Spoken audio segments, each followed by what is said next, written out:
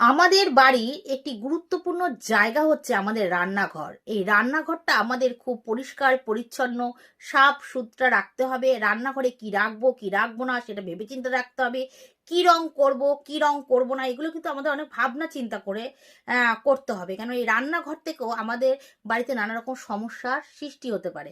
দেখুন, আমার কথাগুলো অনেককে বলে মনে করবে যে আপনি ভয় দেখাচ্ছেন, ফালতু কথা বলছেন। না, যারা এই ধরনের সমস্যার সম্মুখীন হয়েছে, তারপরে সেটা সমাধান করে ভালো হয়েছে, তারা কিন্তু আমার কথাগুলো বিশ্বাস করবে। এখন দেখুন, রান্নাঘরে অনেকেই পাথর বসায়, পাথর বসিয়ে সেই গ্যাসের জায়গাটা তৈরি করে, যে গ্যাসটা রাখার জন্য। তাই এই পাথরটা বেশিরভাগই দেখা যায় কালো রঙের পাথর তারা বসিয়ে নেয়। কিন্তু এই ধরনের কালো পাথর আপনি গ্যাসের নিচে গ্যাসের ইটা ওভেনটা বসানোর জন্য কিন্তু ব্যবহার করবেন না। এখন আপনার কথা হতে পারে, দিদি ভাই আগের দিয়েই তো আমার কালো পাথর লাগানো আছে, এখন আমি কি করব, সেটা আমি কি ভাঙবো? ভাঙলে তো আমার আবার নতুন করে করতে হবে, অনেক টাকার খরচা।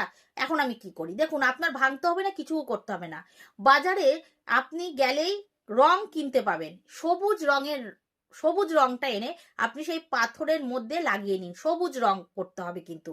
সবুজ কালার যদি আপনি সেই রান্নাঘরের যেখানে আপনার ওভেন থাকে তার নিচে যদি করতে পারেন, তাহলে কিন্তু আপনার সেই রান্নাঘর থেকে শুভ ফল আপনার বাড়িতে পড়বে। এই কাজটি অবশ্যই করবে।